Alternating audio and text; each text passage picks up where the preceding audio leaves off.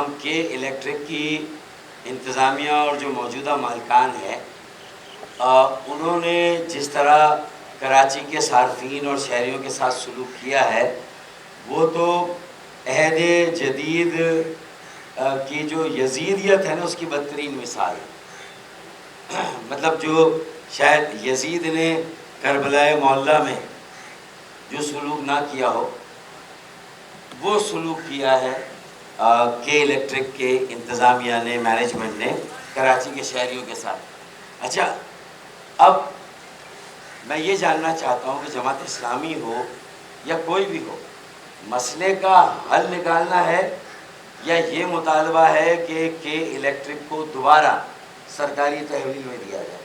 Option بھی تو دے نا، کوئی سولوشن بھی تو دے۔ اچھا، اگر دوبارہ سرکاری تحویل میں دینا ہے تو دیکھیں سرکاری تحویل میں آج پی آئی اے کا کیا حال اور کیا حشر ہے۔ اسٹیل مل کہاں پر ہے آج؟ وفاقی ادارہ ہے، سرکاری ادارہ ہے۔ اگر کے الیکٹرک بھی ہو سکتا ہے ابھی تک سرکاری ادارہ رہتا، اس کی نجکاری نہ ہوتی، تو آج یہ بھی شائبہ ہے کہ اس کا حشر اسٹیل مل سے بھی بدتر ہوتا۔ بات یہ ہے کہ سر جوڑ کر بیٹھنے اور مسئلوں کو حل کرنے کی ضرورت ہے۔ کیا کوئی ایک جماعت کراچی کے جملہ مسائل کا حل دے سکتی ہے؟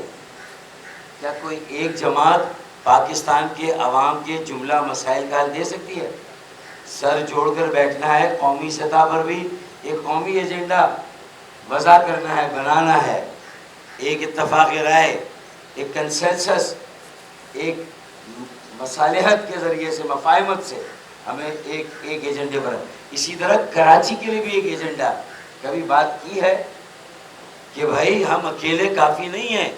مصطفیٰ بھائی نے کہا 100 یو سی چیئرمین کافی نہیں ہیں اور یہ ایم کیو ایم کے بائیکاٹ کے طفیل تمہیں ملے، تو پھر اتنا تو بھرم رکھو کہ بھائی جس کے طفیل ملے ہیں، اگر یہاں کی جو سیاسی جماعتیں ہیں وہ آپس میں کوئی اشتراکی عمل نہیں کرے گی، کوئی وسیع بنیاد آپس میں تعاون کا راستہ نہیں تلاش کرے گی، جو کراچی کی جماعتیں جو کلیم کرتی ہیں، میں نہیں کہہ رہا کس کو کتنے ووٹ ملے، کل الیکشن ہوں گے تو کس کو کتنے ملیں گے، ہم یہ بھی دعویٰ نہیں کر رہے کہ ہم نمبر 1 ہیں، بھائی صوبائی اور قومی میں ہم ہیں، ہم نے بائیکاٹ کیا تو بلدیہ میں تم ہو۔ لیکن بات یہ ہے کہ کیا تم نے حل نکال لیا بلدیہ میں جا کر؟ کہ الیکٹرک کو تو تم بعد میں کوسنا، پہلے بتاؤ نا تم نے نکاسی آپ فراہمی آپ کے لیے بلدیہ میں جا کر کیا کیا بھائی؟ پہلے تو اپنی وہ رپورٹ دو، 1 سال کی کارکردگی دو، اس کے بعد بات کرو۔ تو مان لو کہ تم اکیلے نہیں کر سکتے، مل جل کر ہی کچھ کرنا ہوگا، ورنہ ہمیں نیچے گرا کے تم اوپر آ جاؤ، تم نیچے گرو گے ہم اوپر آ جائیں گے۔ اب اس کا وقت نہیں ہے، لوگ عوام کراچی کے شہری بیزار ہیں۔ ایک تو یہ بات ہو گئی، اور دوسری بات اسٹیل مل کے بارے میں بھی سوچو، جو اب تک سرکاری تحویل میں کیا کرنا ہے بھائی؟ یہ ساری باتیں سوچنے کی ہے، حل نکالنے کی ہے۔ اور آخری بات یہ، اور مایوسی سے امید کا سفر ہوا ہے، نمبر 1 لوگوں کو خود برسر روزگار کیسے کرنا اس کا طریقہ دیا ہے، عزت نفس کو بحال کیا ہے۔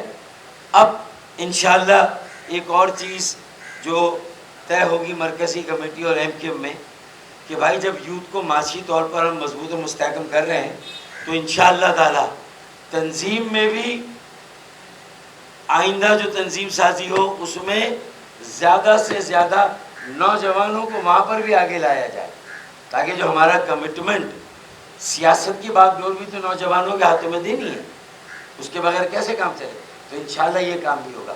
اور پھر اگلے انتخابات چاہے بلدیاتی ہوں، صوبائی، قومی، اس میں بھی کم از کم 50 یا اس سے زیادہ فیصد اللہ نے چاہا نمائندے نوجوانوں سے اس سے تعلق 35 سال سے کم عمر کے لوگوں کو جو ہے وہ نمائندگی دی جائے، تو یہ بھی انشاءاللہ تعالی ہمارا ہے۔ مدت سے پنپتی ہوئی سازش نے ڈبویا ہے، مدت سے پنپتی ہوئی سازش نے ڈبویا ہے، کہنے کو میرے شہر کو بارش نے ڈبویا ہے۔ تو اس کے پیچھے سازش کو سمجھ